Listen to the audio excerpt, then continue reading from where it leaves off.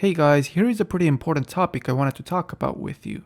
A lot of you have probably thought about this one way or another, some perhaps more deeply, and others on a more superficial level.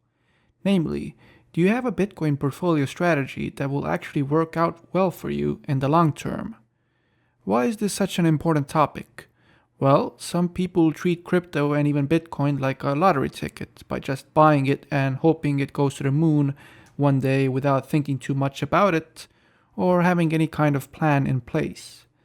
However, this issue is very important to me because I understand that the decisions I make now will determine my financial future for the better part of my life.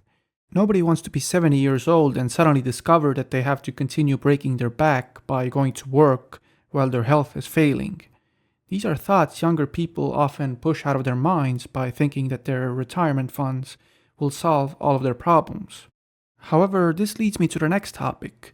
In my view, most of the pension/retirement systems in the world are a complete scam. This is not because governments are looking to defraud their own people or any conspiracy like that. It just comes down to simple math and demographic shifts in most parts of the world, especially in developed countries. Let's take Italy as a pretty terrifying example. By 2050, those aged 55 years or more are projected to account for 45.9% of the population in Italy. What does this actually mean for the pension system? That means close to one retired person per worker. People live for much longer nowadays, and if you also add all of the other taxes such as healthcare, public infrastructure, schooling, military expenditure, and more, the taxes would have to be way more than 50% of a worker's income. You think the tax evasion problem in a country like Italy is bad right now? Imagine what will happen in the future. Unless they do something dystopian like force a CBDC upon their entire population while making other forms of money illegal.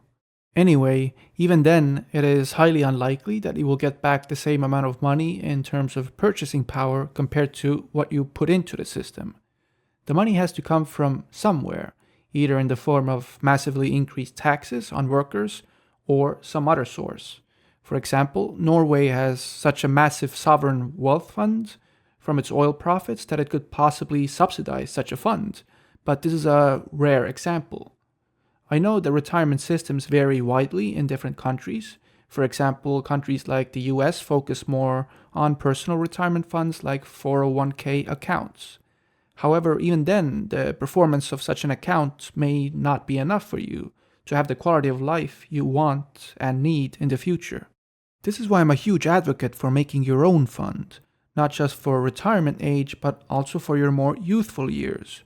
This does not have to replace your traditional retirement fund, but it can still greatly supplement it. If done properly, this will allow you to pull your potential retirement age much closer to your current age, while having a better quality of life.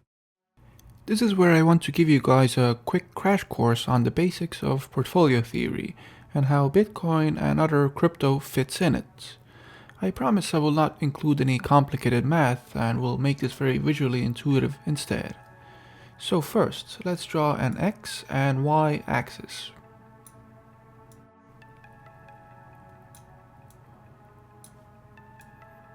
Okay, so for the x-axis, let's put standard deviation, which is a term quite similar to risk. And on the y-axis, let's put return on investment.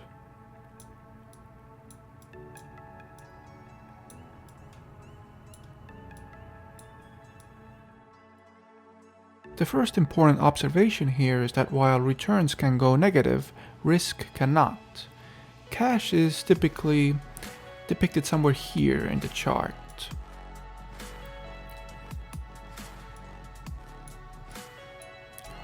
And this is because you can technically earn interest on it by putting it in the bank, so you can see the number go up. However, if you look at it in terms of purchasing power, then inflation will actually put it on the negative side of the profit axis. Next, we can put all kinds of forms of gambling here. Let's say casino. okay? Because you'll be losing money on average. If you're feeling like Harvey Dent and want to gamble your entire portfolio on a coin flip, then this will be at 100% on the standard deviation axis. 100% coin flip.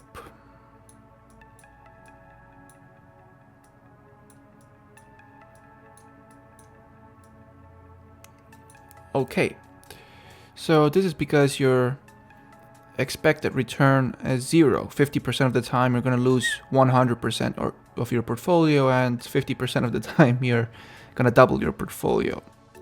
Next, let's list some traditional investments like bonds, which would be somewhere here in the chart.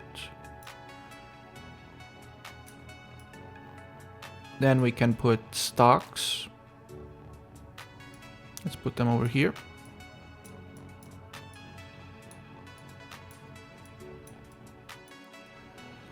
And when we're talking about Bitcoin, then I'd put it somewhere over here. Now, bear in mind, bonds typically are considered the lowest investment risk. Then you have stocks, but when we're talking about stocks, you have to consider that this is the ETF, not an individual stock, because if you buy just the stock of a single company, technically I would put it at a higher risk than BTC because it can go bankrupt. BTC is over here, and I understand what some of you may be thinking, because I also agree with Michael Saylor that Bitcoin is actually a very low risk asset, but this is where I have to point out the difference between standard deviation and the more subjective term of risk. While I'm a Bitcoin maximalist myself and hope that Bitcoin will one day take over the financial system, it does not change the fact that bear markets currently still produce around 80% crashes or so. We are looking at this strictly from a potential portfolio drawdown perspective. Now we can draw a curve here named the efficient frontier.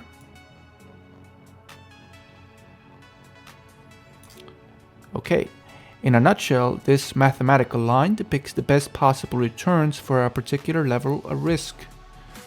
Why does it curve back in this very weird way over here?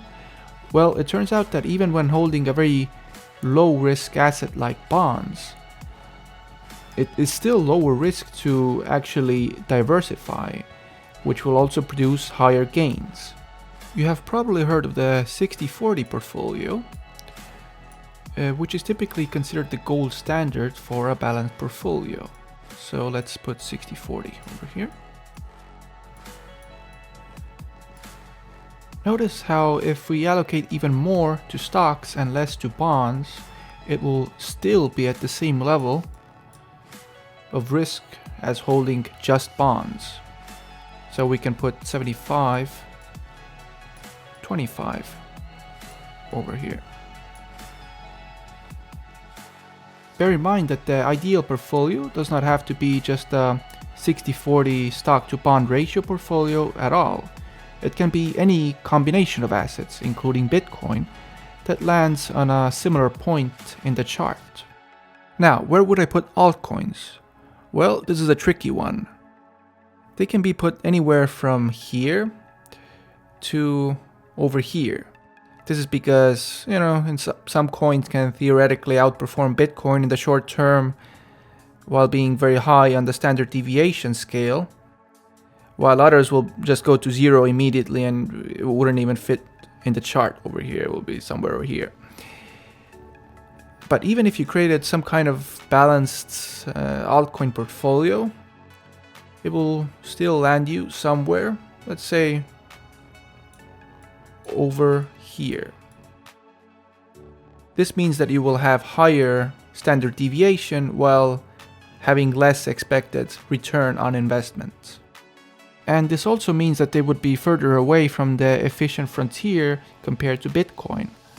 Look how altcoins die off like flies over the years while Bitcoin remains. This is the reason why I don't invest in altcoins in general and why memes like this exist. Now, making any investments that are close to the efficient frontier line can be a smart idea, depending on your situation in life. If you're 20 years old and have $100 to spare, you can go out pretty far on the curve to get the highest possible return on investment. Imagine how boring and pointless it would be to buy bonds with a $100 portfolio. This does not mean that you should go too far out on the line, because you will start getting diminishing returns, while risk will get so out of hand that you will likely lose everything. As your portfolio grows and as you get older, what is generally a smart idea to do is to start moving to the left of the standard deviation axis to protect your life earnings for decades to come. Interestingly, we know that Bitcoin itself is moving towards the left due to the decrease in volatility as expressed by the power law. How long until Bitcoin shifts to the volatility of the stock market? First, let's see how much the S&P has gone up in the last 10 years or so. So, as you can see, the return has been around 3x. Now, you can use a third-party Bitcoin power law calculator like this one, which is pretty accurate for the most part. If you play around with the numbers, you can see that Bitcoin will have the S&P's volatility of 3x between the years 2055 and 2065 or so. That's a long way off, but even then, you will not have the quote-unquote perfect portfolio. Because remember, holding a single asset always carries more risk than a more diversified portfolio, because you never know what can happen, no matter how low the chances. Now, to my portfolio as of the end of 2024. Don't let the visuals fool you. This is actually a highly undiversified portfolio. It is essentially all in Bitcoin. However, this is all part of the plan because I need the volatility right now to grow my portfolio. I'm still relatively young, my portfolio is not very large, and I believe a lot in Bitcoin. However, what I do have is a diversification of strategies, which makes this quite different from the typical portfolio you see. It is divided into asset classes and asset types, with different rules and monthly contribution percentages if I have a little bit of free money available. Let's go through some of the portfolio segments. First, we have a HODL segment. I'm not even allowed to think about touching this until Bitcoin is over $1 million or so. This is the idiot-proof segment designed to have the same outcome some guy would have if he forgot that he owned Bitcoin for like 10 years and then rediscovered his stash. Next, we have a large investment segment, which expresses a high degree of confidence in our power law investment strategy and means one buy and sell per market cycle according to the full power law model. Watch my video discussing this strategy by clicking the link in the pinned comment below. Then we have two trading segments, one for manual and one for algorithmic trading. The capital here does not have to be in a trade and can just follow what the investment segment is doing by either being in cash or Bitcoin, depending on the phase of the market cycle. The key here is that if I decide to get liquidated by making lots of bad trades in a row, I'm not allowed to take more capital from other segments of my portfolio. Every segment is its own closed system where capital can either be in fiat or Bitcoin. This is to minimize risk/standard deviation as much as you can with something like Bitcoin. I see a lot of people making common mistakes that I also used to make years ago, such as over-leveraging and risking too much of their portfolio. What will hopefully minimize standard deviation and increase profits further are our different strategies, such as selling near the top to buy back in lower. Generally speaking, the top is also the perfect time to rebalance the portfolio by buying less risky assets and increasing the percentage of other, less correlated asset types. These could be real estate, fine art, bonds, etc.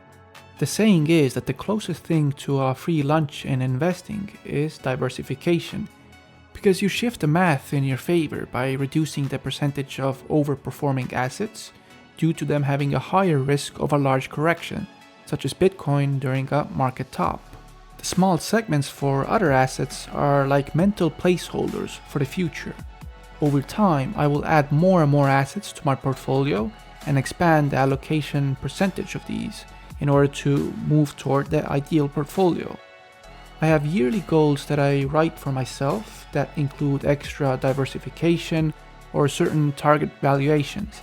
For now, however, my goal is to be able to take advantage of Bitcoin's growth in order to speed up the process of reaching the portfolio size necessary for financial security. I hope this guide made you guys think about ways to improve your own investment strategy, because that's all I'm hoping to achieve. Here is how you can easily create your own donut chart at home using Excel. Just divide main and subcategories into 2 separate columns like this, select the values, and insert a chart. Of course, I cannot provide financial advice, so I'm just telling you guys how I do things. If you liked the video, consider subscribing to this new personal channel of mine for bonus content. These videos are probably going to get very few views at first, so liking and commenting would really help me out. You can also support my work by going to luxalgo.com/BTCPowerLaw, getting the Minotaur trading system, or subscribing to my new Patreon. I will leave the links in the description and in the pinned comment below. This is Saverio speaking, and as always, thanks for watching.